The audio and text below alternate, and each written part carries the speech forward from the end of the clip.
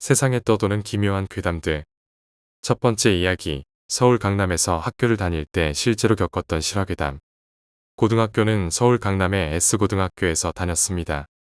강남 8학군에서도 명문학교로 알려져 있습니다. 당시 저는 공부에 별 관심이 없었고 문제아였습니다. 정학과 무단 결석을 반복하며 고등학교 3학년이 되는 것도 힘들었습니다. 3학년 때 친구들 대부분이 직업반에 다니면서 저는 모범생들 사이에서 낙동강 오리알이 되었습니다. 반 친구들이 저를 따돌리기 시작했습니다. 저는 더 이상 문제를 일으키고 싶지 않았고 그럴 수도 없었습니다. 그래서 애들은 이를 악용했습니다. 제 앞자리엔 부반장 유군이 있었습니다. 그는 공부도 잘하고 농구도 잘했으며 중학교 때부터 같은 반이었습니다. 그는 저를 많이 감싸주었습니다. 그날은 토요일이었습니다. 고등학교 3학년이라 주말도 없이 공부만 하던 나날이었습니다. 전날은 여자친구와 놀다가 잠이 들었습니다. 여자친구 부모님이 외국에 살아서 여자친구 집에서 자주 잤습니다. 그런데 꿈에서 유군과 저는 강남역 부근에서 사람들이 많은 큰 대로변을 지나고 있었습니다. 저승사자 같은 복장을 한 남녀가 사람들 뒤에서 장난을 치면 그 사람들이 사고로 죽었습니다. 전 무서웠고 그 귀신들이 유군 뒤에서 장난을 치자 귀신들과 눈이 마주쳤고 그들은 사라졌습니다.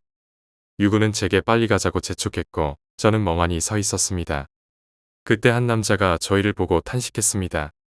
전 그 남자에게 매달려 도움을 청했고 그는 횡단보도를 건너지 말라고 했습니다. 유군은 용감하게 건너려 했지만 저는 말렸습니다. 다음 날 학교에 갔고 유군에게 꿈 이야기를 했습니다. 유군은 그 이야기를 듣고 얼굴이 굳었습니다. 나중에 알고 보니 유군은 학교 끝나고 친구들과 책을 사러 강남에 갈 예정이었습니다. 하지만 주위의 만류로 인해 가지 않았습니다. 그날 저녁 유군의 어머니가 저에게 전화를 하여 감사하다고 말씀하셨습니다. 전날 강남에서 버스가 횡단보도를 덮쳐 사상자가 발생했다는 뉴스를 들었습니다. 현재 유군은 유학을 가고 저는 가게를 하면서 학교에 다니고 있습니다. 연락은 하지 못하고 있습니다. 두 번째 이야기, 횟감. 알록달록 남성미를 풍기는 그의 근육들이 꿈틀거리며 잔잔한 물결을 칩니다. 도덕성을 잃은 동물은 고깃덩어리에 불과할 뿐입니다. 조각품이 살아 숨쉬는 것 같았습니다. 여성들의 시선을 흡수하는 황색의 근육선이 흰 셔츠에 일정한 간격으로 비춰지고 짙은 눈썹과 눈동자는 작품 감상을 하는 여성들의 넋을 훔쳐갔습니다. 서두르라는 사장의 재촉에 벌어진 입을 다물고 팔딱거리는 광어의 가슴에 회칼을 집어넣었습니다.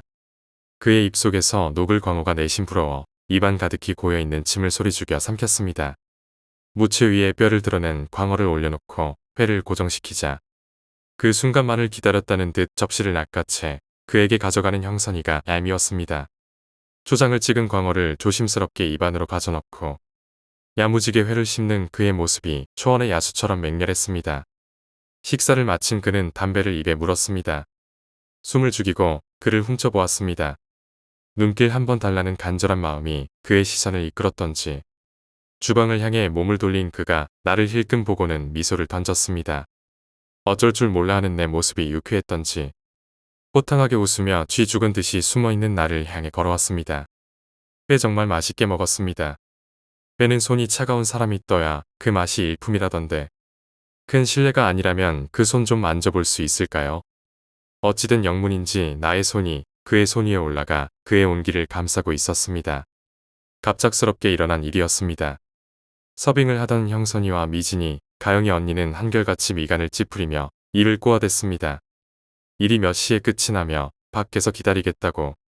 일방적으로 말을 마친 그는 계산을 마치고 문 밖에서 환한 미소를 보이며 서 있었습니다.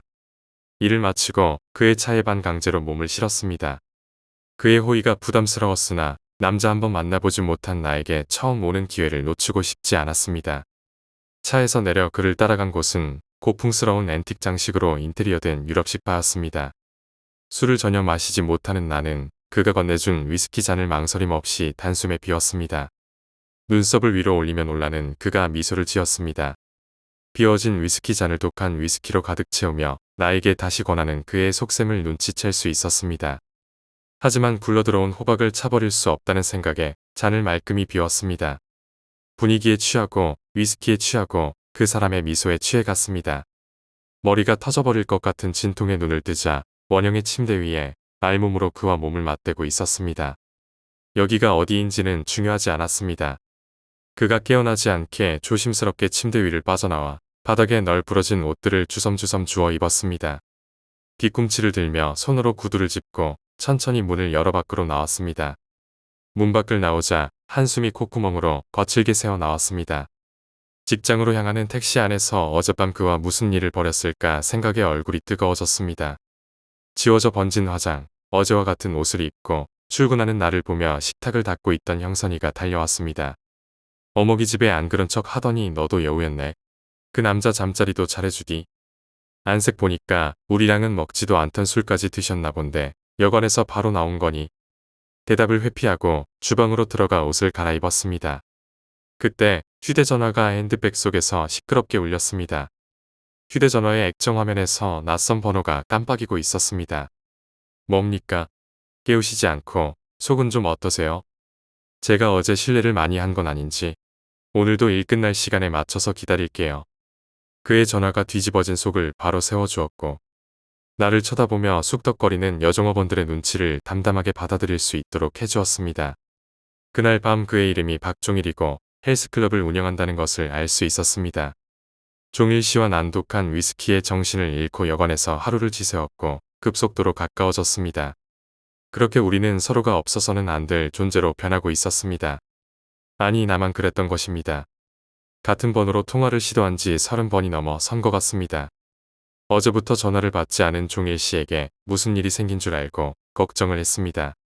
그의 형인 종호 씨 번호로 전화를 걸었을 때 쓸데없는 걱정이었음을 깨달았습니다. 종일의 형은 갑작스런 전화에 놀랐던지 말을 더듬었고 동생이 많이 아파 통화하기 어렵다며 일방적으로 전화를 끊었습니다. 휴대전화를 내팽개치고 이불을 뒤집어 쓰고 울었습니다. 나의 육감이 틀리길 바랐으나 종일 씨가 다른 여자와 뒹굴거리는 생각에 복부의 진통이 느껴졌습니다. 임신 4개월이었습니다. 산부인과 원장이 수술을 하려면 보호자와 동행하라고 당부했습니다. 뱃속의 아이는 그와 사랑을 하면서 만든 아기였습니다. 적어도 나는 그랬습니다. 결혼하자며 돈을 요구했을 때부터 느낌이 좋지 않았습니다. 하지만 그를 믿었고 사랑했기에 적금을 해지하면서 그에게 모든 걸 바쳤습니다. 육체, 정신, 재산. 남은 건 뱃속의 아이뿐입니다. 그의 전화였습니다. 해외 출장을 떠난다며 마지막으로 만나자는 전화였습니다. 헬스클럽 관장이 해외로 출장을 간다는 거짓말을 누가 속아줄까. 마지막이라는 그의 음성이 뱃속의 태아를 긴장시켰던지 배가 아팠습니다. 4개월 만에 회카를 준비했습니다. 살아있는 광어를 회 뜨듯 조금씩 고통을 줄 것입니다. 그의 손이 거칠게 가슴으로 파고들었습니다. 1년만 기다려달라며 귀에다 소근거렸습니다. 흥분을 가라앉히고 그의 손길을 거부하지 않았습니다. 그에게 씻고 오겠다고 말한 뒤 준비해두었던 회칼을 꺼내 등 뒤로 숨겼습니다. 속옷 사이에 손을 집어넣고 자신의 물건을 만지며 TV를 시청했습니다. 채널을 돌리려 몸을 웅크리는 그의 등에 칼을 꽂았습니다. 찢어지는 비명을 지르고 뒷걸음치며 벽으로 붙었습니다. 손으로 베개를 잡고 휘두르며 근처에 못 오게 하는 그를 보니 비웃음이 흘러나왔습니다. 달려가 그의 가슴을 찌르고 다시 목을 찔렀습니다. 검붉은 피가 그의 근육을 간지리듯 흘러내렸고 헐떡이며 반항을 하다 고개를 숙이며 숨을 거뒀습니다. 일을 너무 쉬었던 탓인지 칼날이 무뎌진 느낌이었습니다. 그의 아름다운 가슴 근육을 하나하나 오렸습니다. 운동만큼은 열심히 했던지 지방질이 없는 살들이 칼끝에 붙어 꿈틀거렸습니다. 죽은 지 얼마 안 된 사람의 근육도 꿈틀이는 것을 깨달았습니다. 알록달록 남성미를 풍기는 그의 근육들이 꿈틀거리면 잔잔한 물결을 칩니다. 도덕성을 잃은 동물은 고깃덩어리에 불과할 뿐입니다. 얼굴을 제외하고 모든 살들이 그에게서 떨어져 나왔습니다. 침대 위는 그를 떨어져 나온 살들이 거대한 회 접시를 방불케 했습니다. 얼마나 시간이 흘렀을까. 회를 쳐나가는 손이 힘겨웠습니다. 아직도 꿈틀대는 살점들을 보자 뱃속의 음식물이 입으로 역류했습니다. 광어나 도다미, 우럭 등은 길어야 5분을 채 못 넘겼는데 종일의 몸은 몇 시간이 흐른 지금까지 꿈틀거리자 조금씩 불안해졌습니다. 종일은 자신의 꿈틀거리는 살을 뼈만 남은 몸으로 비그덕거리며 붙였습니다. 꿈틀거리는 살들은 종일의 몸에 붙어서 따로 출렁였고 그 괴기한 모습에 놀라 잠에서 깨어났습니다. 고개 옆으로 쓰러져 있는 종일의 몸이 보였습니다. 얼굴에만 살이 붙은 채 흉측한 모습으로 쓰러져 있었습니다. 꿈이 눈앞에 아른거리며 소름이 돋았습니다. 고개를 돌려 침대 위 종일의 살점을 보고 경악했습니다. 하루가 지난 지금까지 꿈틀거리며 침대 위를 기어다녔습니다. 주방으로 달려가 봉투를 찾아 꿈틀거리며 침대 위를 기어다니는 살점을 담기 시작했습니다. 종일의 뼈도 마디마디를 분질러 조각냈습니다. 몸 전체가 살점으로 꿈틀거리는 것 같아 몸서리쳤습니다. 커다란 봉투 2개에 가득 찬 살점들은 봉투 속에서도 꿈틀거리며 바스락 소리를 냈습니다. 버릴 곳을 서둘러 생각해야 했습니다. 온몸이 근질거려 미칠 것 같습니다. 봉투 2개를 양손에 들어 밖으로 나갔습니다. 새벽이라 거리 위에 사람들은 없었습니다. 손의 마디가 끊어질 듯 고통스럽습니다. 살점들은 봉투 속에서 바스럭거리며 밖으로 나오려고 했습니다. 버려진 공장 앞 폐차들이 눈에 보였고 트렁크가 열리는 차들을 하나하나 찾기 시작했습니다. 2대의 차가 트렁크가 열리는 것을 확인하고 그중 큰 차의 트렁크에 살점들을 부었습니다. 거리 위에 버려진 박스 2개를 주워 집으로 돌아갔습니다.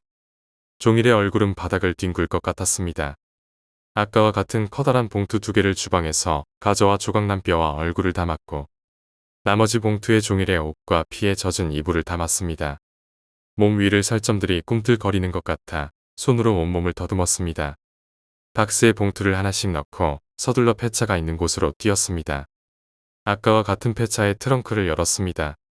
꿈틀거렸던 살점들의 세포가 죽었는지 더 이상 꿈틀거리지 않았습니다.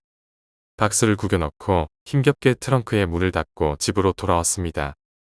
벽지 곳곳에 물들인 종일에 피가 꿈틀거리듯 시야를 흐렸고 힘이 빠져 그 자리에 누워 잠이 들었습니다. 초인종 소리에 잠에서 깼습니다.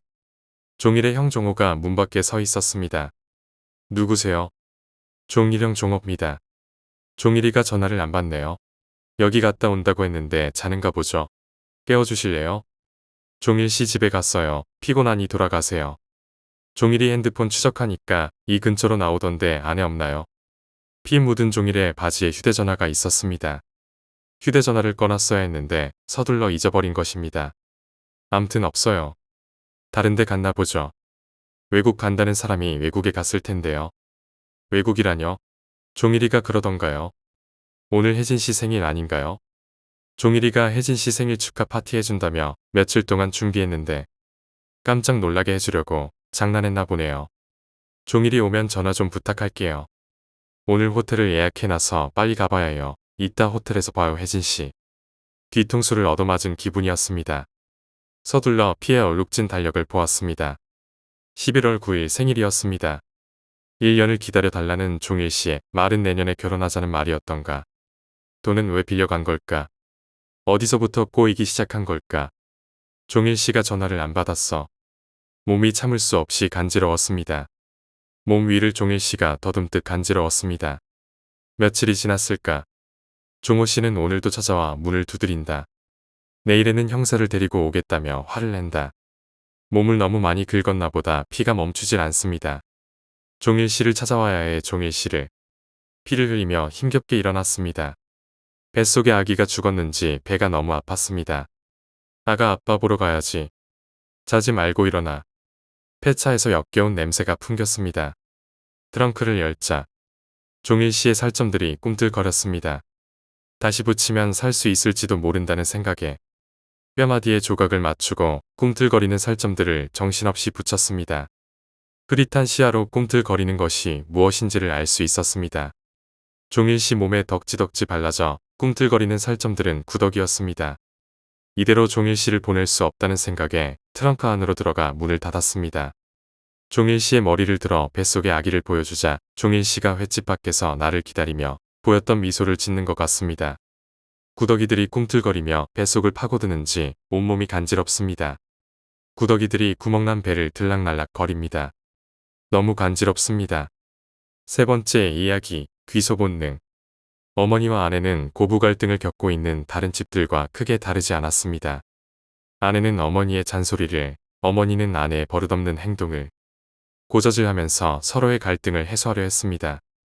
불같은 어머니 성격의 모든 일을 하나하나 따져야 하는 며느리는 눈에 가시였고 자신의 감정을 속이지 못하는 아내에게 밥부터 집안 청소까지 잔소리하시는 시어머니는 자기 자식만 챙기는 고지식한 어머니였습니다. 그 둘의 갈등보다 이러지도 저러지도 못하는 나의 갈등은 숨통을 조여왔습니다. 어머니 없는 자식으로 아내 없는 남편으로 살아가고픈 생각에 매일같이 술을 찾아다녔고 술을 찾아 밖에서 헤매는 나로 인해 고부간의 갈등은 풀 수 없는 상태로 악화되었습니다. 그런 그들의 관계가 잠시 주춤해지는 사건이 발생했습니다.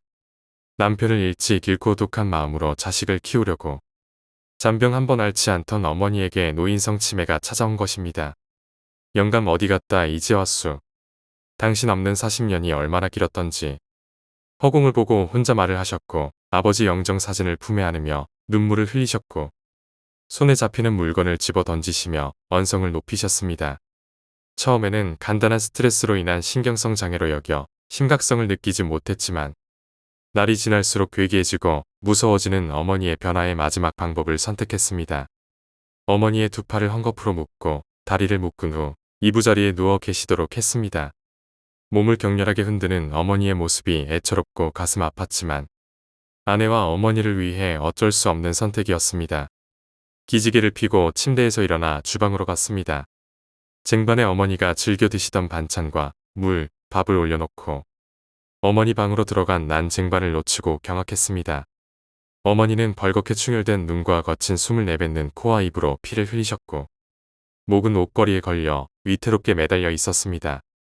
서둘러 어머니를 옷걸이에서 내리고 수건으로 피를 닦아 억지로 물을 들이키게 했습니다. 어머니는 조금씩 의식을 찾기 시작하시며 죽일년을 외치셨습니다. 어머니의 팔과 다리에 묶인 헝겊을 풀어 이부자리에 눕히고 침대 위에서 과일팩을 하며 TV를 시청하는 아내에게 달려갔습니다. 단 한 번 화낸 적 없고 짜증 낸 적 없던 나였기에 아내는 문 앞에서 부릅뜬 눈으로 자신을 바라보는 남편이 의아스러웠습니다. 아내의 상체를 일으키고 멱살을 쥐어 잡았습니다.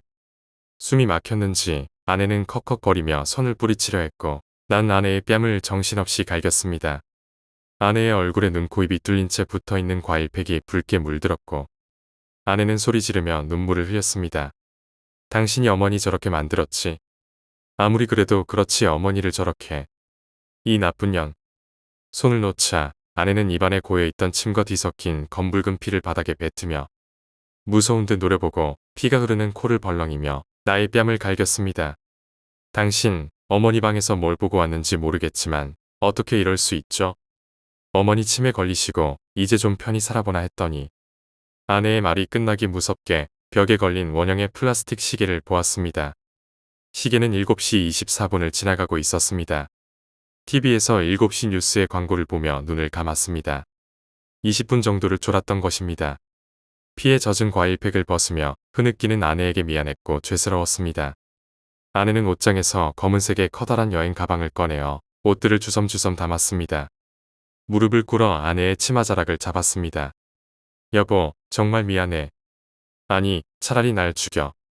여보, 어머니가 방에서 목을 걸고 자살을 시도하셨나봐. 미안해.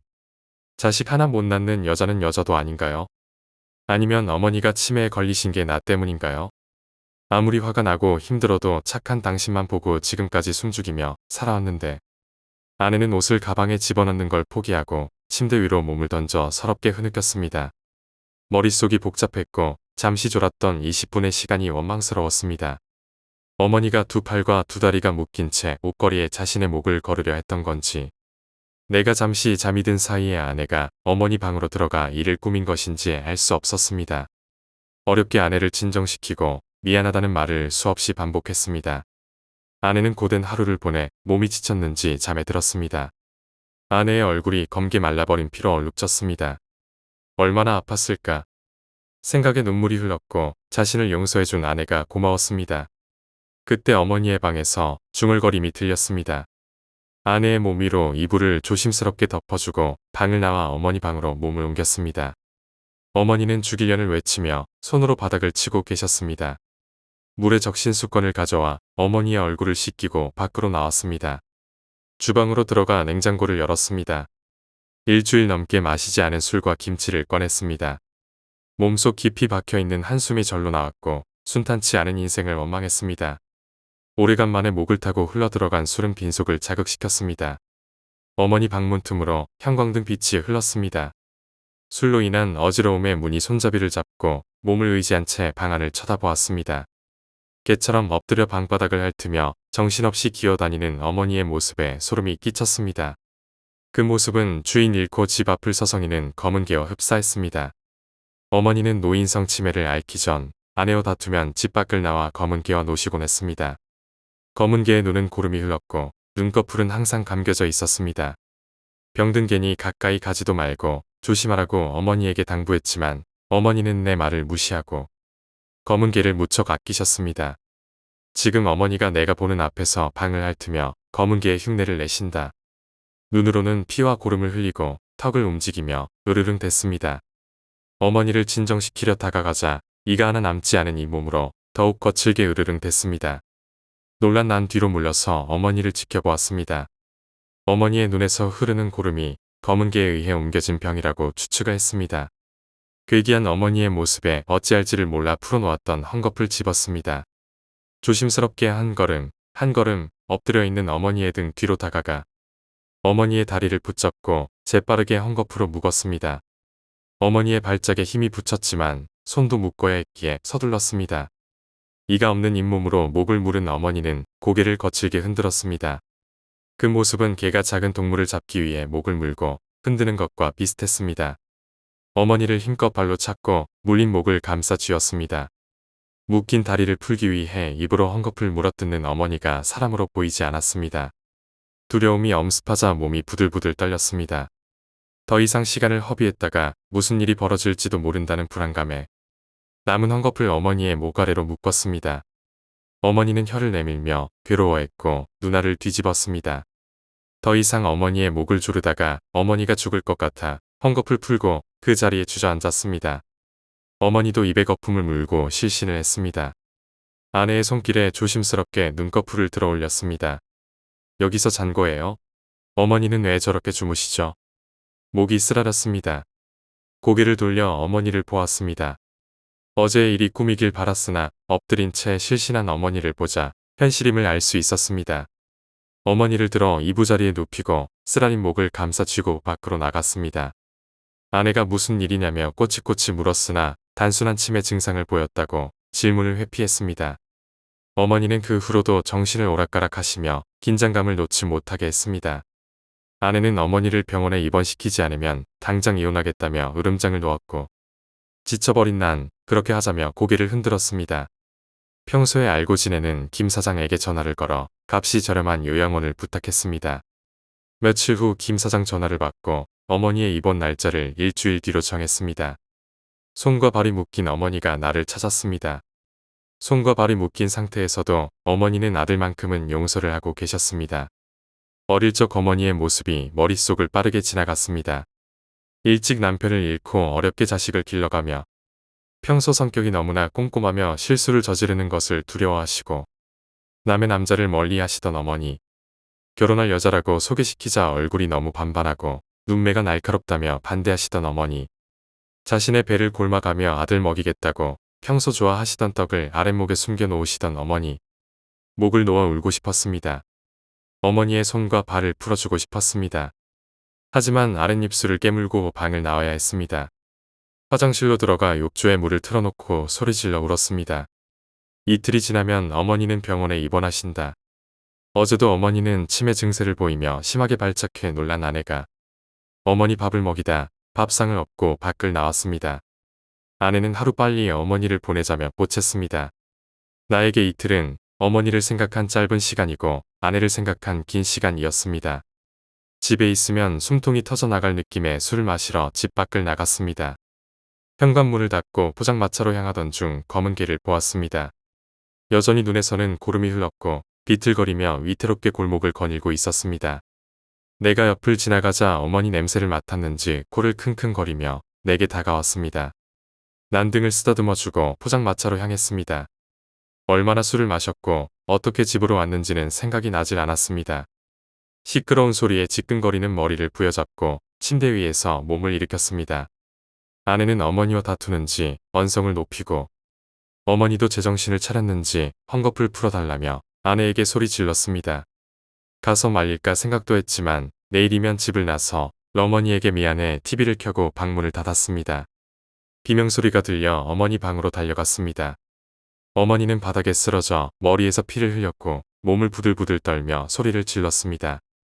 쓰러진 어머니 옆으로 깨진 도자기에 파편들이 어머니의 피로 물들고 있었습니다. 아내는 자신이 한 짓이 아니라며 어머니가 달려들다 넘어져 도자기에 머리를 받았다며 고개를 흔들었습니다. 초점을 잃은 눈동자, 심하게 흔들리는 입술, 거친 숨을 내뱉는 콧구멍. 아내는 자신이 한 짓이 아니라고 힘겹게 말끝을 흘렸습니다. 아내를 믿어야 하나 믿지 말아야 하나. 집안에는 형사들의 방문으로 분주했습니다. 형사들은 같은 질문을 반복하며 아내와 나를 신문했고 사고사로 판정짓고 조사를 마쳤습니다. 영안실의 아내는 슬퍼 보이지 않았습니다. 애써 우는 척을 했지만 내 눈은 속일 수 없었는지 눈치를 살피고 자리를 외면했습니다. 어머니는 아내가 죽인 것입니다. 아내는 어머니 장례식을 마친 지 얼마 지나지 않아 어머니 방으로 우리 방에 짐을 옮기자고 했습니다. 아내의 뺨을 갈기고 무참히 밟고 싶었습니다. 흥분한 가슴을 가라앉히고 아내에게 천천히 방을 옮기자고 부탁했습니다. 늦은 밤 개 짖는 소리가 방 안으로 들어왔습니다. 피곤했던 난 이불을 머리끝까지 올리고 눈을 감았습니다.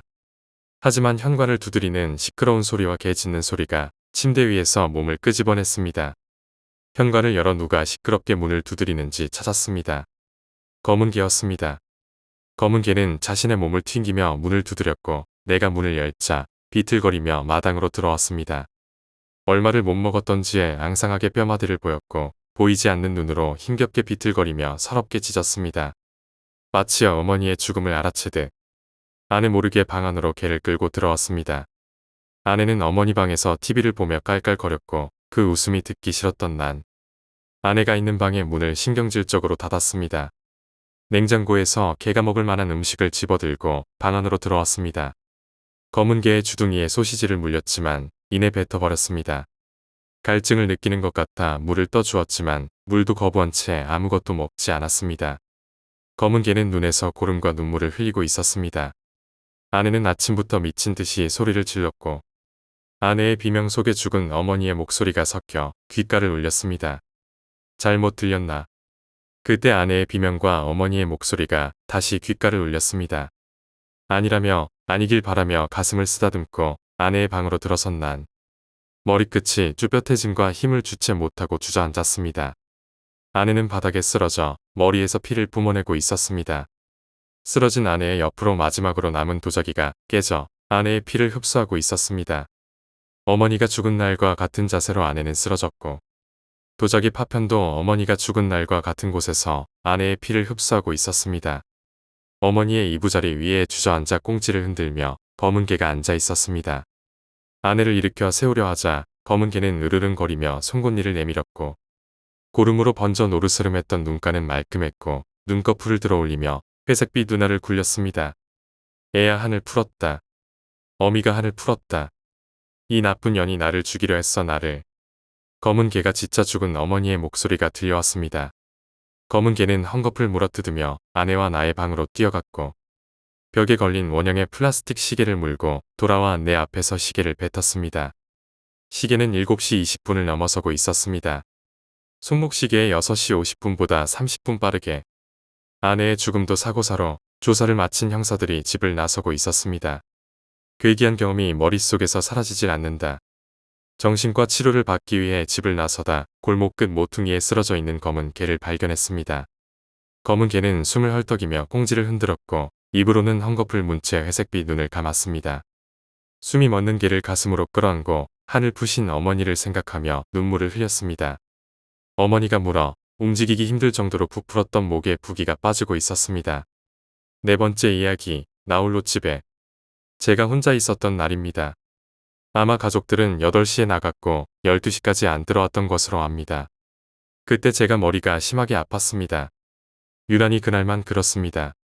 사실 한 달에 한 번씩 이렇게 심하게 아픕니다. 하지만 인간 심리상 집에 아무도 없으면 밤늦게 컴퓨터 하는 것은 맞다고 볼 수 있습니다. 저는 11시까지 열심히 게임을 했습니다. 그때 전화 한 통이 왔습니다. 엄마였습니다. 엄마는 오늘 아빠랑 늦을 것 같으니까 누나들이랑 밥 챙겨 먹고 컴퓨터 오래 하지 마렴. 저에게는 누나가 2명 있습니다. 그러나 작은 누나는 야자 때문에 아직 안 왔고 큰 누나는 성당 성가대의 스케줄 때문에 엄청나게 늦게 옵니다. 역시 그날도 늦게, 아니 제가 잘 때까지 오지 않았습니다. 사건은 이제부터 시작입니다. 밤늦게 전 컴퓨터를 하고 있었는데 몇 분 뒤 또 전화가 왔습니다. 장난 전화인 줄 알고 끝내려고 수화기를 내리는 순간 상대방이 말을 하더군요. 남자였습니다. 마지막에 늦게 오신다는 말에 크게 웃었습니다. 사실 그땐 혼자 있었고 더군다나 6학년이었으니 많이 무서웠습니다. 그리고 1시간 뒤 다시 전화가 왔습니다. 잘 들어라. 한마디 하고 끊더군요. 그리고 갑자기 우리 현관문 앞인가? 하여튼 잘 들리는 장소에서 소리를 지르더군요. 그리고 꼬마야, 이리 와보렴. 이러는 거예요. 진짜 무서웠습니다. 그래서 컴퓨터 킨 상태에서 TV도 크게 틀었습니다. 그런데 그 남자가 무섭니? 하하하 웃는 거예요. 그리고 누군가 오는 소리가 들렸습니다. 누군진 모르지만 그 사람이 그 미친 남자를 쫓아냈습니다. 전 다행이라 생각했는데 우리 집에는 베란다가 있는데 거기서 얼굴을 들이대면서 안녕 하는 거예요. 순간 최고 심장 박동수입니다. 그리고 그 남자가 보는 앞에서 엄마한테 전화를 하니 가더군요. 5번째 이야기, 자폐증. 언니와 형부가 교통사고로 세상을 떠난 후 그들의 아들인 형식을 모른 채 할 수가 없었습니다. 비록 정신병의 일종인 어두자폐증을 앓고 있었지만 언니와 형부의 죽음을 헛되게 만들 수는 없었습니다. 생전에 언니는 불임 판정을 받고 자살 시도를 번번이 해왔었습니다.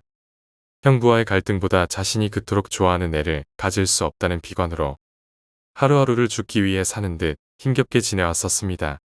그런 언니에게 임신은 인생의 전환점이자 다시금 살아가는 기쁨이었습니다. 하지만 그런 기쁨도 잠시였습니다. 쳐다들이자 마지막 아들인 형식이 날이 갈수록 발작이 심해졌던 것입니다. 발작의 원인을 몰랐던 형부와 언니는 병을 찾아내려고 대학병원에서 동네 한의원까지 안 가본 곳이 없을 정도였습니다. 마지막으로 들렀던 정신병원에서 형식이의 병명을 처음 알게 되었습니다. 어둠이 있는 곳을 보면 심한 발작을 일으키며 심한 경우에는 쇼크사까지 가는 국내의학뿐 아니라 외국에서도 조차 치료가 불가능한 병이었습니다. 약이라고는 발작을 일으킬 때마다 먹여서 재울 수 있는 진정제와 수면제뿐이었습니다. 언니와 형부가 죽던 그날 언니의 마지막 음성이 머릿속에서 귓가로 울려 퍼집니다. 형식이가 또 발작을 하는데 여기 병원은 약이 없는 것 같아. 내가 거기로 갈게 약 좀 사더라입니다. 언니와 형부는 형식의 약을 얻기 위해 내가 살고 있는 곳까지 달려오다 비명행사한 것입니다. 아직까지 교통사고의 원인은 파악이 안 됐지만 내가 느끼기에는 형식의 약을 구하려고 나에게 오던 중 형부의 졸음운전으로 사고가 난 것 같았습니다. 형식이가 처음 우리 집에 오던 날 남편과 딸 민지는 거부감을 명확히 드러냈습니다. 한 식탁에서는 밥도 같이 먹지 않았으며 형식이의 용변을 받아 거실로 가지고 나올 때면 안방으로 들어가 한동안 밖으로 나오지도 않았습니다. 민지는 이해할 수가 있었으나 남편의 행동에는 내심 서운한 마음도 들었습니다. 언니 자식도 따지고 보면 내 자식이나 마찬가지인 것을. 형식의 방에는 침대며 책상 심지어는 장난감조차 없습니다. 방 안에는 랜턴과 후레쉬만 방안을 밝힐 뿐 창살 없는 감옥과 같았습니다. 처음에는 장난감과 침대도 새로 마련해 주었지만 침대 아래 어두운 곳을 보곤 발작을 해 침대를 치우고 장난감은 랜턴으로 비추었을 때 생기는 그림자로 인해 발작을 보였기에 모두 치워야 했습니다. 형식은 오직 랜턴과 후레쉬만 가지고 놀았습니다. 놀거나 잠잘 때 심지어 밥을 먹을 때도 랜턴을 비추며 밥을 먹었습니다. 그런 형식의 버릇을 고치려 노력도 해봤지만 랜턴을 손에서 빼거나 랜턴에 불이 꺼지면 형식은 입에 거품을 물고 눈동자를 심하게 흔들며 발작을 해 포기해야만 했습니다. 그렇게 힘겨운 날들이 반복되며 반년이란 시간이 지났습니다. 민지와 남편은 시댁으로 가서 며칠째 연락도 하지 않고 가끔 집에 들어올 때는 옷과 필요한 짐들만 챙긴 채 집을 나갔습니다. 예전이 너무 그리웠습니다. 내가 주방에서 설거지를 하고 있을 때면 까치발로 조심스럽게 다가와 놀라게 하던 민지와 남편. 민지의 초등학교 입학식에서 남편이 민지에게 인형을 안 사주자 엄마가 최고라며 아빠에게 눈길조차 돌리지 않았던 민지. 자신의 아내가 힘들까봐 새벽에 일어나 빨래며 설거지, 청소까지 다 해두었던 남편. 어느새 눈앞이 아른거리며 뜨거운 눈물이 화장기 없는 얼굴을 씻어내리고 있었습니다. 난 뺨을 훔치고 형식이의 방문을 살며시 열었습니다. 방 안은 랜턴과 후레쉬 빛으로 산만하게 눈을 어지럽게 하였습니다. 형식은 내가 방문을 연 것도 모른 채 랜턴을 자신의 눈앞에서 만지작거리고 있었습니다. 형식아, 밥 먹어야지. 이모, 언제 들어왔어? 나 밥 줘, 배고파. 형식아, 건전지 갈아 끼워야 하니까 손에서 내려놔. 싫어. 형식에게 밥을 차려주면서 머릿속이 복잡해지기 시작했습니다. 내 가족과 떨어져 살아가면서 형식을 키워야 하는지, 고아원이나 다른 곳에 입양을 시킬 방법은 없는지. 하지만 언니의 외모를 닮은 형식을 보면 언니가 떠올라 그 생각을 마음속으로 집어넣을 수밖에 없었습니다. 형식은 식탁 위에 음식물을 흘려가며 밥을 먹었습니다. 숟가락으로 밥을 뜰 때 밥그릇을 한동안 찾아가며 밥을 먹었습니다. 형식의 행동 하나하나가 미워지기 시작했고, 나를 보며 미소를 짓는 형식의 모습은 마치 하나의 들짐승처럼 보였습니다. 마음을 다스리기 위해 대학 시절 즐겨 읽던 시집을 펼쳤습니다. 시집 속 글씨들이 뿌옇게 보였습니다. 난 눈을 길게 감아 다시 떠보았으나 마찬가지였습니다. 형식을 쳐다보기 싫어 랜턴 빛의 시선을 고정시켜 그런 것 같았습니다. 요즘 눈이 자주 침침하고 뻣뻣했습니다. 자고 일어나면 조금은 나아졌기에 크게 문제 삼지는 않았습니다. 하지만 어제부터는 커다란 사물조차 흐릿해지기 시작했습니다. 난 형식의 방문을 열어 형식이가 잠이 든 것을 확인하고 서둘러 집을 나와 안과에 들렀습니다. 언제부터 그랬죠? 지금은 많이 심각합니다. 왼쪽, 오른쪽 모두 마이너스입니다. 그리고 눈의 색이 많이 변해 있습니다. 검은색 망막이 회색으로 변했군요. 가슴속이 타들어가는 느낌이 들었습니다. 내 자식도 아닌 형식을 돌봐주면서 얻은 것이라곤 시력 감퇴뿐이라는 사실이 나의 머릿속을 흔들기 시작했습니다. 언니와 형부도 피곤해서 사고가 난 것이 아니다. 형식이 저 괴물 같은 놈을 돌봐주다 시력이 상해서. 난 돌아가는 길에 침침한 눈을 비비적거리며 어렵게 집을 들어갔습니다. 형식이 놈은 여전히 랜턴을 가지고 놀며 자신의 방 가운데서 뒹굴거리고 있었습니다. 신경질적으로 문을 닫고는 내 방으로 들어갔습니다. 문 닫는 소리에 놀랐는지 형식은 방에서 나와 내 방문을 조심스럽게 열었습니다. 이모 안에 있어. 이모, 방에 있는 거야? 랜턴을 자신의 눈에 비치며 나를 쳐다보고 있는 형식의 모습에 소스라치게 놀라 순간적으로 손에 잡히는 물건들을 문 쪽으로 던졌습니다. 스킨병이 형식의 이마를 명중했는지 형식은 이마를 만지며 문 앞에서 쓰러진 것 같았습니다. 순간 난 너무 놀라 형식에게 달려갔습니다. 형식을 안고 가까이서 보니 이마에서 피가 흘러 얼굴과 몸 전체를 붉게 물들이고 있었습니다. 미안함과 안쓰러움의 형식을 부둥켜 안았습니다. 다행히도 형식은 정신을 차렸고 이마를 만지며 일어나 랜턴을 주었습니다. 랜턴 빛에 반사된 형식의 얼굴은 측은했습니다. 옷소매를 끌어내려 이마를 닦아주다 형식의 눈을 보자 나도 모르게 형식을 밀어버렸습니다. 형식의 눈은 회색빛으로 변해 있었고 눈에 초점도 없었습니다. 형식의 눈 역시 빛을 많이 쬐어서 변해버린 것입니다. 형식아, 너 사실대로 말해. 이모가 보여 안 보여? 너 사실대로 말 안 하면 이모 화낸다. 빨리 말하지 못해. 몰라, 아무것도 안 보여. 밥 먹을 때도 밥그릇이 안 보인다 말이야. 형식이 밥을 먹을 때마다 자신의 그릇을 찾아 헤매던 기억이 떠올랐습니다. 아무 말도 할 수 없었습니다. 형식을 다시 품으로 끌어안고는 울기만 했습니다. 이 불쌍한 아이를 이렇게 버려둘 수는 없어. 내가 눈이 멀어진다 해도. 남편에게 전화가 왔습니다. 민지의 장래도 생각해달라며 이혼을 하자고 어렵게 말을 꺼냈고 짐을 싸두라고 부탁했습니다. 전화 수화기를 한동안 들고 있었습니다. 문 밖을 보니 형식은 머리에서 피를 흘리면서도 랜턴을 가지고 놀고 있는 것 같았습니다. 방금까지도 측은하고 불쌍해 보였던 형식의 모습이 다시 들짐승처럼 보였습니다. 침대에 일어나 형식을 자신의 방 안에 가둬두고 싶었지만 몸에 힘이 나질 않았습니다.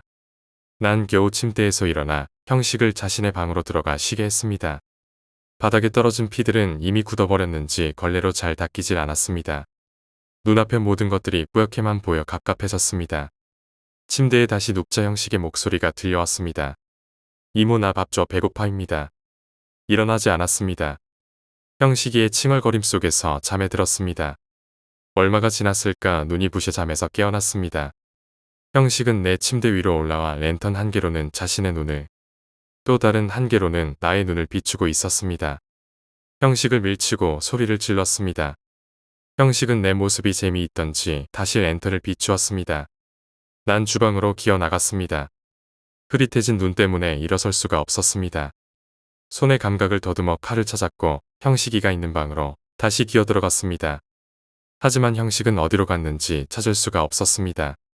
거실로 기어 나와 손을 더듬어 형식을 찾기 시작했습니다. 눈을 비벼댔지만 눈은 여전히 뿌옇게만 보였습니다. 형식이는 보이지 않는 눈으로도 이리저리 나를 피해 다녔습니다. 이모 배고파 나 밥 줘. 너 어디야 빨리 이리 안 와. 형식이의 목소리가 들리는 곳으로 귀의 감각을 집중시켰습니다. 그때 현관 쪽에서 문을 여는 소리가 났습니다. 난 현관 쪽으로 재빨리 기어가 형식의 등을 칼로 내리꽂았습니다. 형식은 소리 한번 지르지 못한 채 현관 신발장에서 쓰러졌습니다. 칼이 손에서 떨어지질 않았으며 두려움도 없었습니다. 다만 흐릿해진 눈에 피가 튀어 앞을 어지럽히고 있었습니다. 이미 이성을 잃은 난 손을 더듬어 형식의 머리를 찾아내 눈 쪽을 마구 찔렀습니다.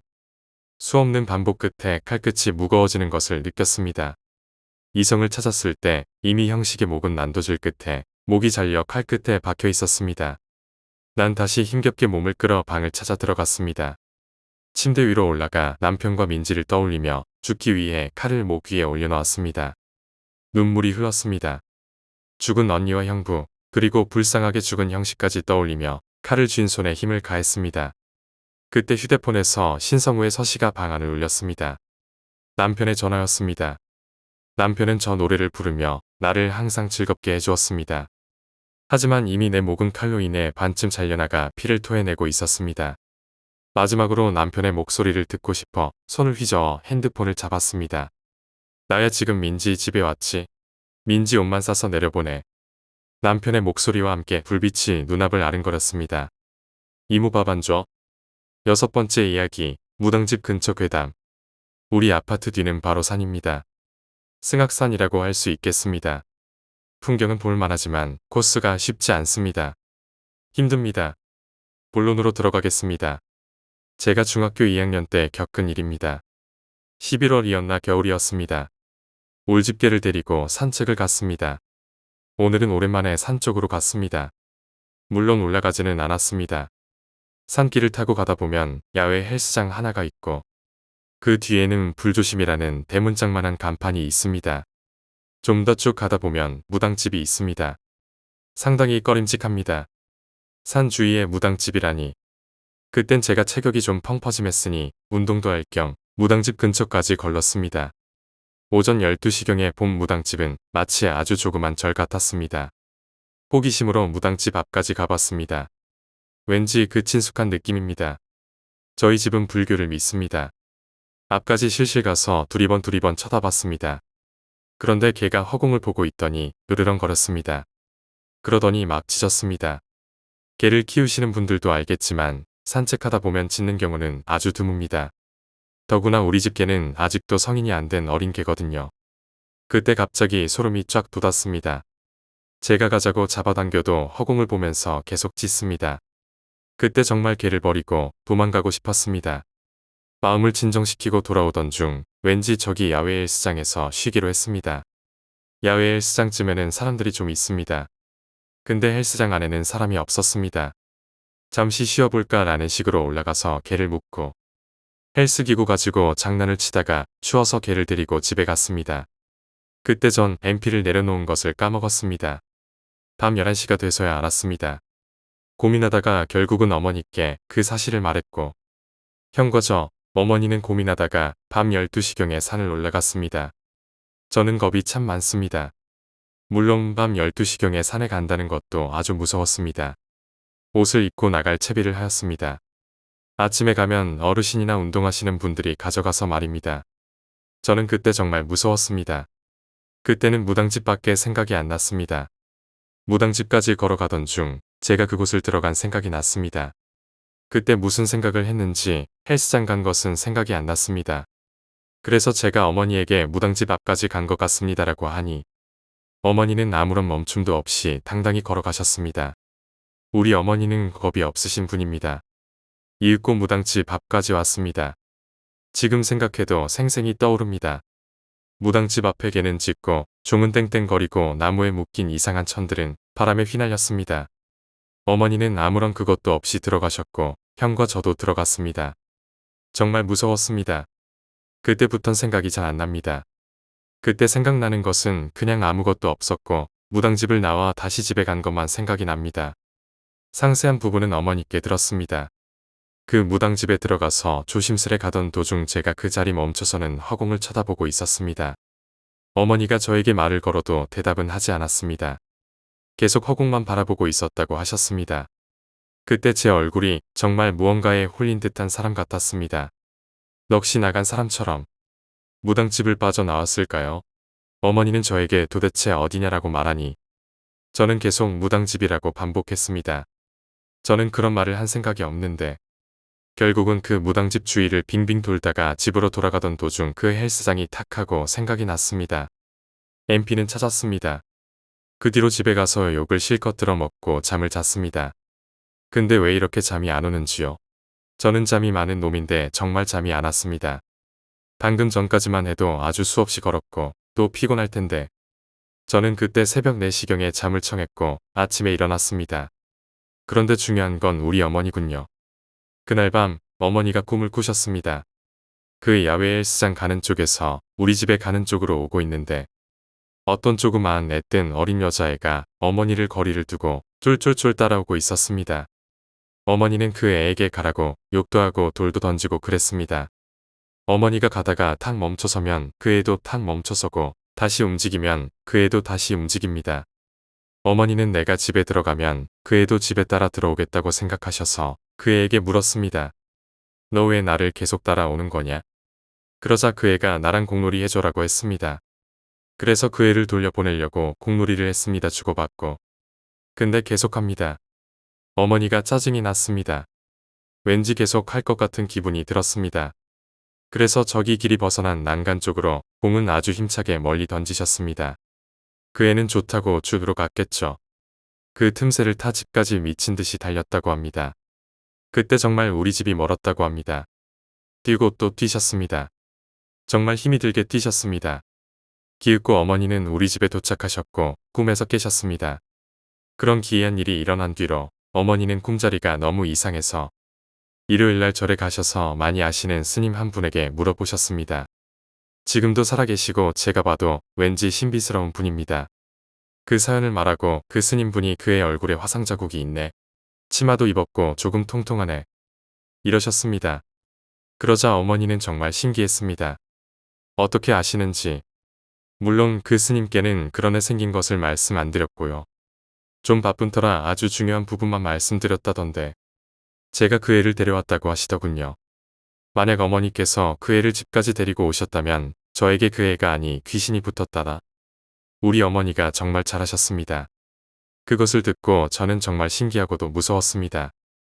현재는 그 무당집 근처까지도 안 가고요. 7번째 이야기, 공동묘지 근처의 놀이터. 제가 15살 때입니다. 평소처럼 친구랑 놀고 있었습니다. 평소에 놀이터까지 가려면 반드시 공동묘지를 지나가지 않으면 안 됩니다.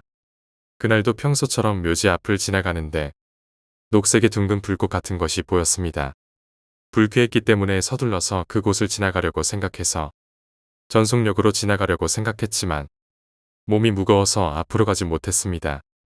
무서워진 저는 그 자리에서 웅크린 채 누군가 오기를 기다리고 있었습니다. 시간은 정확히 12시 반이었죠. 점차 몸은 무거워지고 다리가 완전히 움직이지 않았습니다. 그로부터 얼마나 시간이 흘렀을까요? 친구가 마중을 나왔다가 저를 발견했던 모양입니다. 정신을 차리고 보니 저희 집 침대에 누워 있었습니다. 이것이 악몽의 시작이 될 줄은 몰랐습니다. 어느 정도 시간이 지나고 나서 저는 친구와 또 놀러 가게 되었습니다. 마지못해 하면서 평소에 있던 묘지 근처를 지나가게 되었습니다. 또 녹색의 불꽃이 떠 있었습니다. 당시 휴대폰을 가지고 있지 않았기에 저는 연락을 취할 수도 없었으므로 그곳을 지나가는 수밖에 없었습니다. 고개를 숙이면서 통과했습니다만 역시 무섭기도 해서 그만 앞을 바라봤습니다. 그러자 녹색의 불꽃은 사라지고 없어서 내가 잘못 볼 건가? 라고 생각하며 그곳을 지나갔습니다. 실컷 놀고 집으로 되돌아와서 침대에서 자려고 했습니다만 잠자는 게 상당히 힘들었습니다. 등골에 오싹오싹한 한기가 느껴져서 눈을 살짝 떴습니다. 흰 뼈 덩어리 같은 시체가 보였습니다. 저는 공포심에 떨고 있었습니다. 부모도 형제도 없었습니다. 혼자 있으면 안 되는 상황이었습니다. 이러한 날은 반년간 계속되었습니다. 그래서 몸의 피로와 스트레스가 쌓인 채 하루하루를 보내고 있었습니다. 그러던 어느 날 자고 있는데 꿈속에서 아무것도 없는 컴컴한 장소에서 하얀 소복을 입은 여자와 작은 어린이가 창백한 사람들에게 둘러싸여서 나를 응시하고 있는 것입니다. 잠시 후 여자 쪽이 내 쪽에 가까이 다가와서 무슨 말을 남기고선 떠나갔습니다. 왠지 모르게 잠이 깬 나는 근처를 둘러보려고 했습니다만 몸이 움직이지 않았습니다. 필사적으로 목소리를 내려고 했습니다만 목소리도 나오지 않았습니다. 그리고 뭔가에 목이 졸리는 듯한 감각이 느껴졌습니다. 1시간 정도 움직일 수 없었습니다. 그 후 기절한 것인지 깨고 보니 아침을 맞고 있었습니다. 설마 이것도 꿈일까? 지쳐 있는 건가? 라고 생각하고 걱정하지 않은 채 하루하루를 보내고 있었습니다. 그로부터 얼마 후 매일 저녁마다 같은 꿈을 꾸게 되었습니다. 갑작스럽게 사람들이 많이 있는 곳으로 차가 돌진해 오는데 그 차에 깔리는 것은 나 자신이었습니다. 차에 끌려서 피투성이가 되어버린 나였죠. 그 차 아래에서 사람이라고는 생각되지 않는 것 같은 모습을 한 무엇인가가 이쪽을 굉장한 형상으로 째려보고 있는 것입니다. 주변의 사람은 알아차리는 거동이 없고 그것은 나의 쪽으로 가까이 옵니다. 위험하다고 생각한 나는 필사적으로 도망칠 생각입니다만 전혀 그렇지를 못합니다. 그러나 언제나 도중에 잠이 깨고 무서운 꿈을 계속해서 보게 되었습니다. 언제나 보는 꿈인데도 무엇인가가 틀립니다. 일어나도 나는 그 꿈을 꿈이라고는 생각하지 않을 만큼 확실히 기억하고 있었습니다. 무엇인가 이상했죠. 그렇게 매일 꿈속에 무엇인가가 나에게 접근했던 것입니다. 확실하게 한 걸음씩 말이죠. 그런 어느 날 드디어 꿈 안에서 나는 따라잡혀서 손목을 확실히 잡혔습니다. 너무 지나친 공포의 눈을 떠버려 손목을 보면 보라색의 멍이 남아 있었습니다. 나는 지금까지 느낀 적이 없는 공포에 둘러싸여져서 밤에 잘 수 없어졌습니다. 일주일간 정도 나는 잘 수 없는 매일을 보내면서 피로는 피크까지 와 있었습니다. 그래도 잘 수 없었던 나는 전등과 텔레비전을 켜고 밤을 보냈습니다. 그러자 돌연 몸이 움직이지 않게 되고 숨도 쉴 수 없을 정도의 강한 가위눌림, 눈꺼풀이 멋대로 떨어져 가는 것입니다. 알아차리면 또 같은 꿈이었죠. 꿈속인데도 꿈이라고는 생각하지 않을 만큼 현실적인 것이었습니다. 그 꿈 안에 무엇인가가 엄청나게 빠른 속도로 쫓아오는 것입니다. 오른쪽 어깨를 확실히 꿈속에 그 놈이 목을 졸라왔습니다. 어디선가부터 나의 이름을 부르는 목소리가 들렸습니다. 눈을 뜨고 앞을 보니 누나가 필사적으로 나의 이름을 부르고 있었습니다. 손목과 어깨 그리고 목에 멍이 남아 있었습니다. 왠지 모르게 발목에도 멍이 있었죠. 누나가 무당에게 돈을 지불을 해주고 굿을 하고선 악몽을 보는 적이 없어졌습니다. 저 묘지에는 무엇인가 강한 영령이 있는 걸까요? 무당은 나에게는 아직 아무것도 가르쳐주지 않습니다. 8번째 이야기, 고속도로의 귀신. 함께 일했던 여직원에게 들은 이야기입니다. 그 친구가 아는 분이 밤늦게 일행과 함께 차를 타고 어디론가 가고 있었다고 했습니다. 그게 고속도로인지 국도인지는 너무 오래전에 들은 이야기라 기억이 정확하지 않네요. 시각은 새벽쯤이었고 차 안에는 친구의 지인인 운전자와 친구들 3명이 타고 있었습니다. 모두들 피곤하여 자는 사람도 있는 와중에 운전자는 운전에 집중하며 운전 중이었답니다. 그런데 어느 순간부터인가 뒤통수가 근질근질한 이상한 느낌이 들더랍니다. 결국에는 고개를 돌리지 않아도 뭔가가 시야에 아른거리는 걸 느끼게 되었고 운전석 쪽 사이드 미러를 슬쩍 보게 되었죠. 어떤 사람의 발이 타닥거리며 엄청난 속도로 쫓아오고 있더랍니다. 발목 위로는 보이지 않았다고 합니다.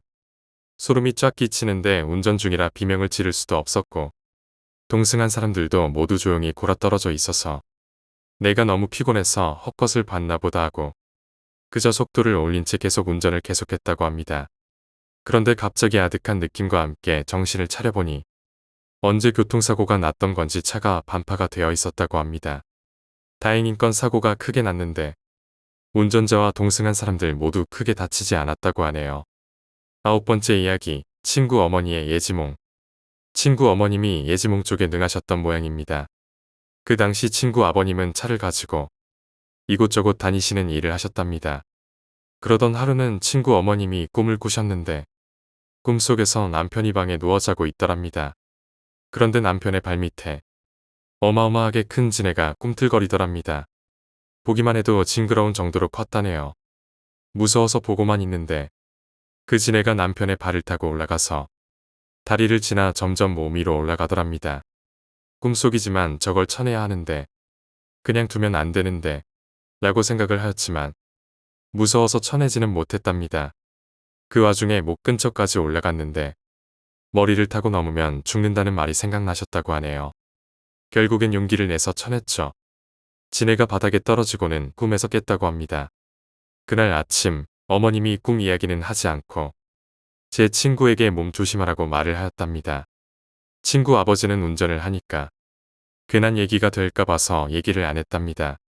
그런데 친구 아버님이 운전을 하고 가시는데 앞에 있던 차들이 사고가 났답니다. 갑자기 난 사고이지만 바로 앞에 있던 트럭과는 거리가 좀 있어서 괜찮았는데 앞에 있던 트럭이 공사장용 철근을 잔뜩 싣고 가는 거였다고 합니다. 사고가 나면서 철근들이 뒤로 쭉 쏟아졌는데 친구 아버님 차의 전면 유리창 바로 앞에서 멈춰서 무사하셨다고 하네요. 친구 어머님의 꿈속에서 지네를 쳐내지 못하고 머리를 타고 넘었다면 정말 어떤 사고가 났을지 친구에게 그 얘기를 듣는데 신기하면서 오싹하더군요. 10번째 이야기, 반지. 돌고래 모양의 반지가 유행했던 먼 옛날의 이야기다. 당시 나는 초등학교 저학년이었다. 나에게는 10살 넘게 차이 나는 언니가 있었다. 언니는 소위 일진이어서 여름방학 때는 거의 매일 저녁 친구들을 집에 데려와서 부모님이랑 마찰이 있었다. 그 당시 집을 찾아오던 사람 중 특히 2명은 매일 오고 있었다. 한 명은 아이들을 싫어하는 A 오빠였고 다른 한 명은 상냥한 B 언니였다. A 오빠는 내가 언니 방 근처만 가도 굉장히 화를 내면서 문 잠그라고 라고 말하며 마구 소리를 질렀다. 그러면 B 언니와 다른 사람들이 어린애한테 왜 화를 내고 그래? 라고 내 편을 들어주었다. 그리고 너도 같이 놀고 싶은 거구나 라고 말하며 과자를 주거나 방에 들여보내 주었다. 솔직히 나는 A 오빠가 싫었다. 다른 사람의 집에 온 손님인 주제에 상냥하게 대해주지는 않고 내가 언니 방 가까이만 가도 혀를 찢찢하며 화를 내는 것이었다. 게다가 이따금씩 밖에서 마주칠 때도 화를 내기도 해서 무서웠다. 반대로 B 언니는 무척 좋아했었다. B 언니는 A 오빠와는 달리 우리 집에 올 때마다 장난감이나 과자를 줬다. A 오빠 대신 내 편을 들어주기도 했고 밖에서 만나면 꼭 먼저 말을 걸어줬다. 친구가 없는 내가 외로울 것을 걱정해 함께 놀아주기도 했다. B 언니의 말버릇은 내가 내 여동생이면 좋을 텐데였다. 그렇게 우리 집의 흑역사였던 여름방학이 끝나갈 무렵 갑자기 A 오빠가 나에게 돌핀링을 주었다. 우리 집에 와서 언니 방에는 들리지도 않은 채 내 방에 오더니 가지라고 말하며 던져주고 간 것이었다. 핑크색 상자에 들어 있었다. 생일도 아닌데 이상하다고는 생각했지만 친구가 없어 언제나 쓸쓸했던 나는 드디어 A 오빠와도 친하게 지낼 수 있다는 생각에 기뻤다. 당시 유행하던 것이었던 데다 A 오빠가 처음으로 준 선물이었기에 너무 어려서 엄지손가락에도 헐렁거렸지만 나는 반지를 끼고 잤다. 그런데 한밤중 갑자기 손이 뜨거워져서 놀랐던 나는 잠에서 깨어났다. A 오빠에게 받은 반지가 불에 달군 것처럼 뜨거워졌던 것이다. 모처럼 받은 반지가 망가졌다는 생각에 반쯤 잠에 취해 나는 엉엉 울었다. 하지만 누구도 나를 달래주지 않았다. 한밤중이라서 그런가 싶었지만 옆에서 자고 있던 어머니도 없어서 나는 이상하다고 생각했다. 어느새 반지는 식어 있어서 나는 반지를 빼고 불이 켜진 거실로 향했다. 거실에 가자 부모님이 새파랗게 질린 얼굴로 언니가 사고를 당했대 라고 말했다. 잘 기억은 나지 않지만 언니는 다른 친구들과 오토바이를 타고 산에 놀러 갔다가 돌아오는 길에 전원이 사고를 당했다는 것이었다. 언니의 상태는 전화만 받아서 잘 알 수 없었지만 어쨌거나 위험하다는 것 같았다. 그런데도 부모님은 거실에만 있고 병원에 가려 하지 않는 것이었다. 나는 패닉에 빠져 언니가 죽어버릴지도 몰라. 병원에 가자. 라고 울면서 호소했지만 부모님은 전혀 움직이지 않았다. 나는 울면서 나 혼자라도 갈 거야.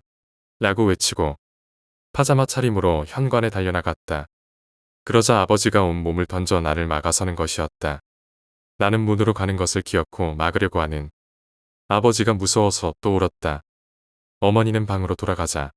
라며 열심히 나를 달래고 있었지만 어머니의 얼굴 역시 울 것 같은 표정이 되어 잔뜩 겁에 질린 듯 했다.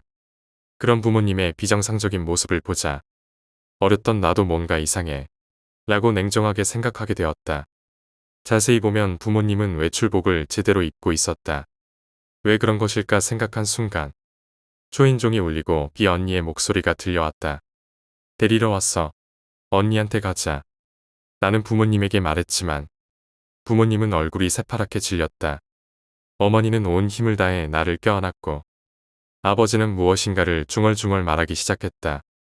꽤 괴상한 모습이었다. 너무나 이상한 모습에 나는 부모님이 미쳤다고 생각하고 비 언니의 이름을 마구 불렀다. 언니, 무서워. 언니가 죽어버릴지도 몰라. 아빠랑 엄마가 이상해졌어. 그렇지만 비 언니는 도와주기는커녕 변함없이 현관 밖에서 언니가 있는 곳으로 가자. 라고 말할 뿐이었다. 게다가 목소리는 대단히 냉정하달까. 어딘가 즐거워하는 것 같은 느낌이었다. 한동안 그러고 있는데 갑자기 또 A 오빠에게 받은 반지가 뜨거워졌다.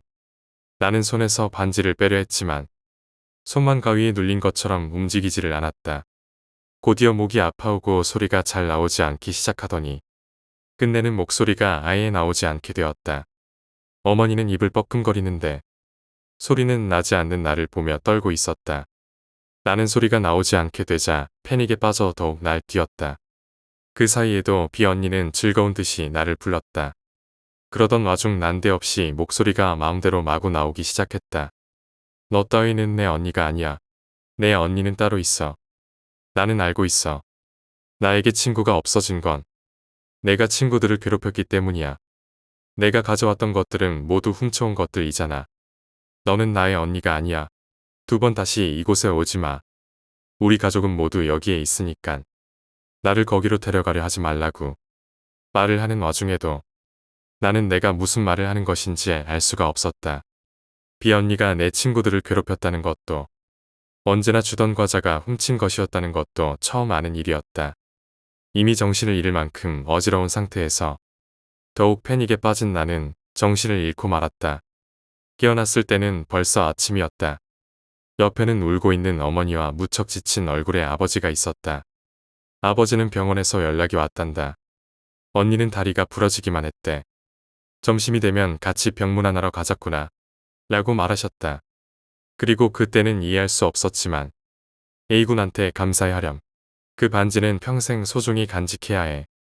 아마 이 정도 이야기하면 알겠지만 사고로 인해 비 언니는 이미 죽은 후였다고 한다. 그것도 부모님이 연락을 받기 전 즉사했다는 것이었다. 그런데 부모님이 병원에 가려고 하자 현관 너머로 비 언니가 보였다는 것이었다. 언니와 함께 있었을 그녀가 무사할 리가 없다고 생각한 부모님은 집에서 나갈 수가 없었다는 것이었다. 가끔씩 들려오는 문을 열어주세요. 라고 하는 소리가 너무나 무서워서 거실에서 같이 떨고 있었다는 것이었다. A 오빠 역시 사고 당시에는 의식이 없어 위험한 상황이었지만 다행히 의식을 되찾았다. 내가 병문안을 가자 A 오빠는 어눌한 말투로 울면서 이야기했다. 비의 언니가 왠지 계속 나에게 집착하며 도둑질한 물건들을 주었다는 것. 그리고 비 언니를 따라다니던 나를 걱정했지만 다정하게 말할 줄을 몰라서 화를 냈었다는 것. 유행하는 액세서리를 주면 여자아이니까 친구가 생기지 않을까 싶어 반지를 주었다는 것이었다. 지금은 벌써 그때로부터 20년이 넘게 세월이 흘렀지만 나는 매년 추석이 지나갈 때까지 집에 갈 수가 없다. 비 언니가 아직도 나를 포기하지 못했다고 언니나 부모님이 말하기 때문이다. 확실히 아직도 여름철이면 그때 그 반지가 불에 데인 것처럼 뜨거워지곤 한다. 11번째 이야기, 지하실 창문. 고등학교 때 밴드부를 해서 학교에서 늦게까지 연습을 하는 일이 많았습니다. 공연이나 대회가 잡히면 며칠 전부터 밤늦게 연습을 마치고 집 방향이 비슷한 선배와 함께 택시를 타고 귀가하는 일이 많았습니다. 밴드부 연습실은 학교 건물 바깥쪽에 지어진 2층짜리 컨테이너의 2층이고 복도에 나 있는 창문을 통해 보면 창구로 쓰이는 학교 건물 지하층이 보이는 구조입니다. 그날도 평소와 같이 대회 날짜가 잡혀서 다 같이 늦게까지 연습을 하는 중이었습니다. 6시에 학교 일과가 다 끝나고 모여서 그때부터 연습을 하고 시간은 12시가 넘었던 걸로 기억합니다. 대회 날짜는 정해졌는데 연습량이 많이 부족하여 다들 정신적으로나 육체적으로나 둘 다 힘든 상황이었죠. 당시 전 보컬이었고 다른 악기 세션의 연습이 부족하여 악기끼리만 연습을 하고 보컬 파트는 다른 동아리방에 들어가서 얘기나 하면서 놀거나 가사를 외우는 등 시간을 보내고 있었습니다. 저도 친구들과 수다나 떨다가 홀로 나와서 복도에서 창밖으로 불이 다 꺼진 학교를 보며 생각에 잠겨 있었습니다. 불이 다 꺼진 학교는 참 스산합니다. 시끄럽고 활기찬 낮의 모습만 보다가 조용하고 어두운 학교의 다른 모습 때문일까요? 시원한 바람이 불면서 조용한 가운데 간간히 울려 퍼지는 다듬어지지 않은 음악 소리가 울려 퍼지는 걸 듣고 있곤 했습니다. 그렇게 한 10분여 멍하게 창밖을 보고 있는데 창밖으로 10m 정도 되는 학교 건물 지하실 쪽 창문에 희뿌옇게 둥그런 물체가 보이는 것 같아 저도 모르게 그쪽을 자세히 응시했습니다. 자세히 보니 둥그런 물체가 조금씩 움직이는데 창문에 붙은 방범창을 잡고 있는 꼬마 아이였습니다. 그때까지만 해도 전혀 이상한 점을 못 느끼고 그저 조금 이상하다는 정도로만 생각하고 계속 쳐다보고 있는데 꼬마가 제가 있는 쪽을 바라보더니 창살을 잡고는 창살 사이에 머리를 넣었다 뺐다를 반복하는 겁니다. 순간 정신이 번쩍 들어서 보니 창살 사이는 도저히 사람 머리가 들어갈 간격이 아니었습니다. 순간적으로 혼비백산하여 사람이 많은 연습실로 불이 나게 뛰어들어가 선배들한테 상황을 설명하고 나와서 확인했으나 이미 아무것도 없는 상태였습니다. 다음날 학교에 등교하고 1교시가 끝나고 어제 겪은 일이 생각나서 그 지하층 창고에 가봤습니다. 그런데 창고문은 철문으로 굳게 자물쇠가 채워져 있었고 방범창이 있는 쪽으로 가서 안쪽을 봐도 창문에 거의 밀착이 되게끔 철제 앵글이 세워져 있어 전혀 공간이 없는 상태였습니다. 아직도 그때 일을 생각하면 섬뜩함을 떨칠 수가 없습니다. 12번째 이야기, 할아버지 댁의 유령. 할아버지 댁에서 겪었던 일입니다. 아마도 초등학교 6학년 때였을 겁니다. 추석을 맞아서 친척분들과 함께 많은 식구들이 할아버지 댁으로 내려오게 되었습니다. 저도 그 당시에는 많은 식구들과 함께 즐거운 시간을 보내는 것을 무척이나 좋아했던 시절이라 그때를 참 재밌었던 시간으로 기억하고 있습니다.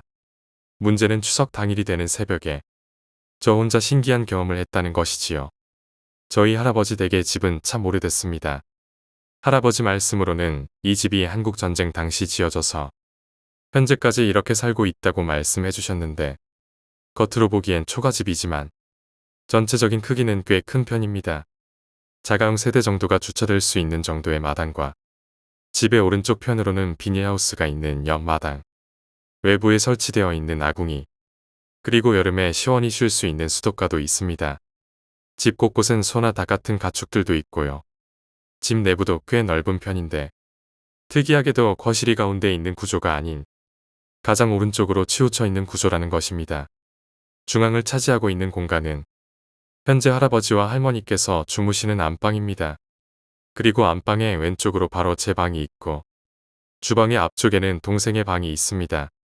집 자체가 작진 않아서 그런지 추석이나 설날 같은 명절에 친척들이 많이 오더라도 어떻게든 방 어딘가에 서로 껴서 잠을 청하긴 하더군요. 그날 저는 남자 어른분들과 안방에서 잠을 잤습니다.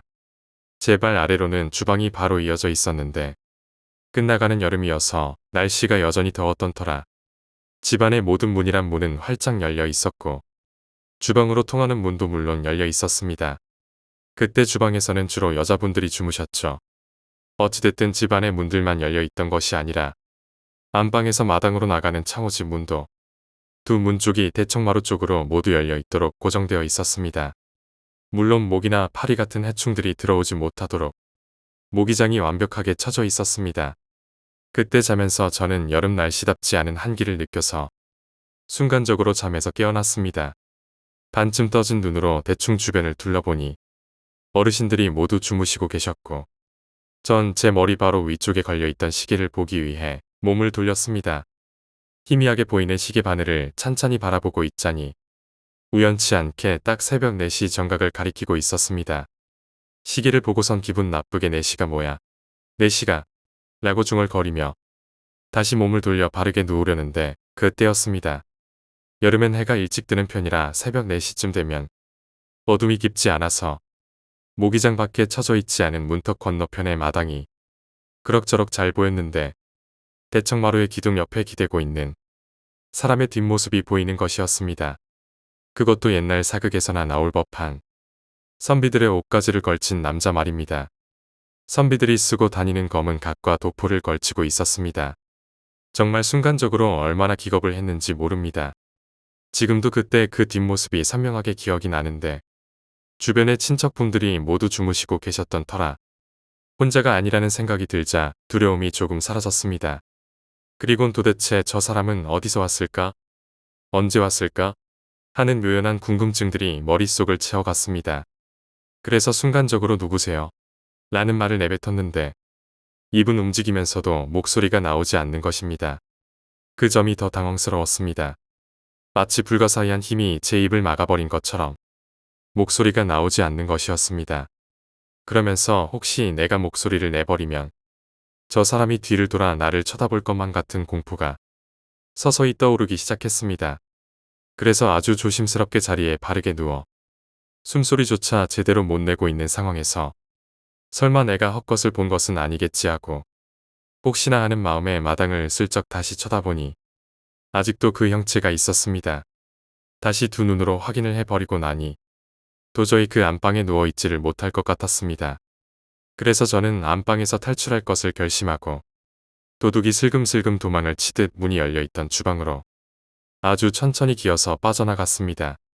주방으로 빠져나온 뒤 다시는 안방을 쳐다볼 생각도 안 하고 어렵게 엄마의 옆자리를 비집고 들어가 누워 다시 잠을 청했습니다. 다행히도 바로 잠들 수 있었고 일어나니 아침이었습니다. 한창 제사를 모시기 위해 안방에 제사상이 차려지고 있는 동안 주방이 시끄러웠던지라 잠이 금방 깨버렸는데 일어나자마자 새벽일이 떠올라 소름이 전신에 끼쳐버렸습니다. 저는 엄마와 아빠 그리고 큰엄마들을 붙잡고 새벽에 있었던 일을 하소연했지만 어르신들은 저의 장난이라고 생각하셨고 그나마 긍정적으로 반응하신 분들은 제가 악몽을 꿨다며 오히려 위로해 주시는 것이었습니다. 하지만 전 정말 두 눈으로 똑똑히 봤습니다. 다행히도 그 일이 있고 나서 다음 시골에 내려왔을 때부터는 같은 일을 겪지 않았습니다. 현재 할아버지 댁에서 살고 있으면서도 그런 일은 없었는데 문득 조상신께서 제사상을 받으러 오셨을지도 모른다는 생각을 이제와 한번 해보게 됩니다. 한 가지 좀 더 의문이 생겼다고 한다면 작년 겨울 날씨가 워낙 춥다 보니 바깥바람이라도 막아서 기름을 아껴 보시겠다던 할아버지께서 집 대청마루 바깥쪽에다가 바람막이로 공사를 하셨는데요. 다시 날씨가 쌀쌀해지는 요즘 그것 때문에 작년보다야 덜 춥게 살고는 있습니다만 지금 생각해보니 대청마루 기둥 옆에 계셨던 그분이 이제 기둥 옆이 다 막혀버린 지금 계실 곳이 사라지게 되었다는 점이 생각났습니다. 계실 곳을 사라지게 해서 화가 나신 건지 그분을 목격한 후로 집안에 안 좋은 일이 갑자기 많아졌던 게 생각나네요. 전 귀신이라는 존재를 확실하게 있다고 믿는 사람인데 어쩌면 그때의 일을 계기로 믿게 된 것일지도 모르겠습니다.